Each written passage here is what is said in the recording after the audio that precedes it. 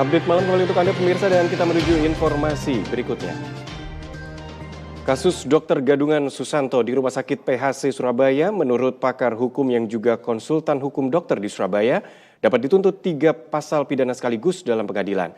Di sisi lain, masyarakat yang merasa dirugikan dengan kasus tersebut juga bisa menuntut pihak rumah sakit bertanggung jawab secara perdata.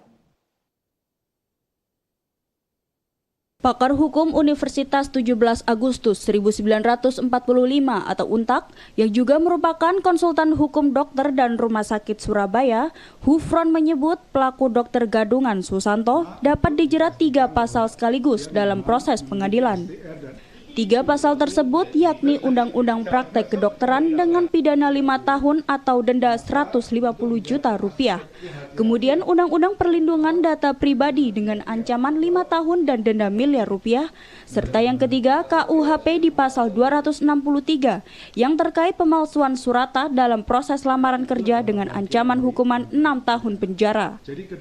Di sisi lain, Hufron juga menegaskan masyarakat yang merasa dirugikan atau menjadi tindakan Dr. Gadungan Susanto juga dapat melaporkan instansi atau rumah sakit tempat Susanto bertugas secara perdata. Yang bersangkutan melanggar undang-undang praktek kedokteran di mana bahwa dia itu menggunakan identitas palsu yang kemudian seolah-olah dia sebagai seorang dokter. Yang itu tentu adalah merupakan pelanggaran pidana yang di dalam Undang-Undang Praktek Kedokteran itu diancam pidana penjara 5 tahun atau denda paling banyak 150 juta.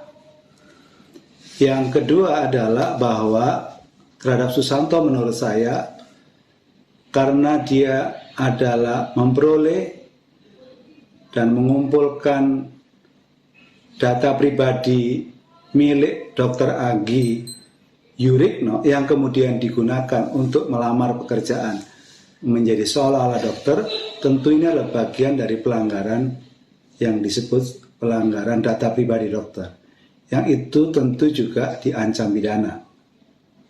Yang ketiga, terhadap apa yang dilakukan oleh Susanto dengan menandatangani lamaran pekerjaan yang diajukan ke rumah sakit di mana tempat dia akan bekerja, dia mengganti foto dokter Anggi Yurikno itu diganti foto Susanto dan kemudian ditandatangani. Menurut saya ini adalah merupakan pelanggaran pidana yang diatur dalam KUHP di pasal 263 dan itu diancam pidana 6 tahun.